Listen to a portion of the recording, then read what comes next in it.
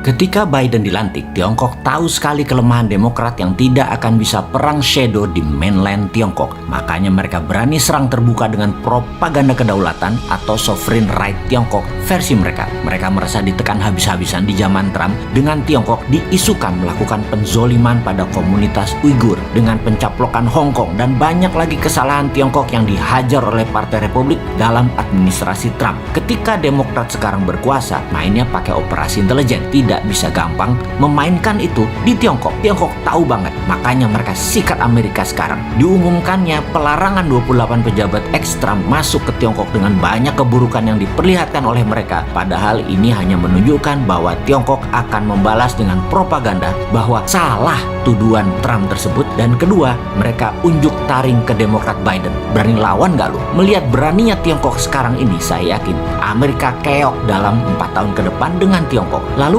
Indonesia bagaimana? Kita saat ini miring ke Tiongkok dalam hal menerima investasi Tiongkok di tanah air yang menyedot sumber daya alam mineral Indonesia. Secara akunting, emang negara untung? Ya enggak lah, mana buktinya? Lihat APBN tuh, ada nggak untungnya dari kehadiran Tiongkok di Indonesia yang menyedot sumber daya alam mineral tersebut? Mengapa? Gini loh dagangnya, saya urai ya. Urusan main mineral walaupun skala garasian, lumayan lah. 25 tahun saya sudah berdagang hal seperti itu. Jadi kita melihat dari dua kacamata, sebagai penghasil mineral atau sebagai penjual mineral. Ini penting, karena kalau Anda sebagai penjual mineral, kadar kandungan mineral Anda harus tinggi supaya dijual dengan harga tinggi. Yang kedua, yang geblek adalah harga internasional yang kita anut. Ingat, kata geblek akan saya ulang-ulangi ke depan ya, biar seru gitu loh. Di sisi lain, sekarang Anda adalah pembeli mineral. Benar, Anda ingin kandungan mineralnya besar, namun Anda ingin beli dengan harga kandungan mineralnya kecil. Paham? Belum paham? Saya lanjut ya. Begini misalnya, kandungan nikel, Anda penjual nikel ore atau mentahan atau masih dari alam, belum diproses, katakanlah dari tanah kandungan Anda per ton ada 500 gram nikel. Ini hanya contoh ya, for the sake of discussion ya. Maka sebagai pembeli Anda ingin kandungan nikelnya besar, betul ya? Namun itu bukan mental pedagang. Pedagang akan bilang, kita tes ya kandungannya. Nah, alat tes tadi yang ada di seluruh lab komersial dunia itu rendah sensitivitasnya. Jadi dibacanya paling 400 gram nikel, padahal bisa 700 gram aslinya nanti setelah diproses. Ini kita tahu banget. Jadi pinternya semua itu dimainkan di alat dan disertifikasi.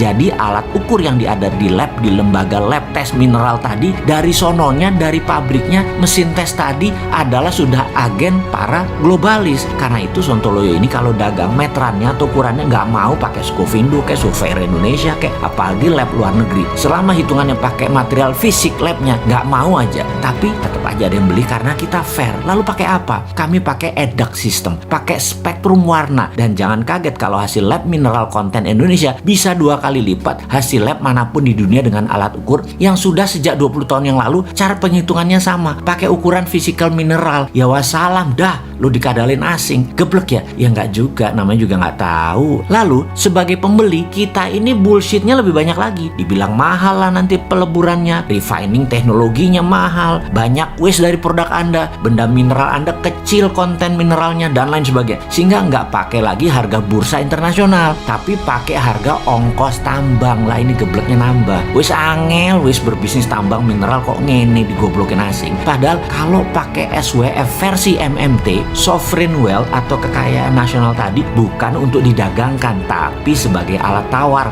atau sebagai underlying cetak uang. Sekarang SWF jadi lembaga loh, lembaga hutang berbasis perusahaan. Dan ini super lucu. Maaf ya, boleh bilang geblok lagi nggak ya? Maklum, SWF-nya niru ide Bosman, tetapi hanya namanya saja yang ditiru. Actionnya mah jauh beda langit dan bumi. Yang sekarang berbasis hutangan, yang memang jago hutang sih, memang ya jago hutang ya otaknya hutang. Yang satu yang kita yang MMT berbasis aset nasional yang tidak diperdagangkan tapi dijaminkan sebagai underlying. Kesimpulan, dalam mengelola sumber daya alam nasional yang milik rakyat ini sesuai Undang-Undang 45 pasal 33 yang menurut saya salah kaprah, selalu menuruti negara besar yang punya GBHN sangat baik atas pencaplokan sumber daya alam negara lain. Dan ini harus ditangani oleh Menteri Peperangan. Ini adalah warfare, masuk kategori perang, bukannya masuk ranah perdagangan. Kalau bernegaranya sadar akan ke NKRI-an garis lurus loh ya ini ya, bukan menambah banyaknya pejabat diam seperti saat ini yang banyak lupa kalau kita punya wakil presiden.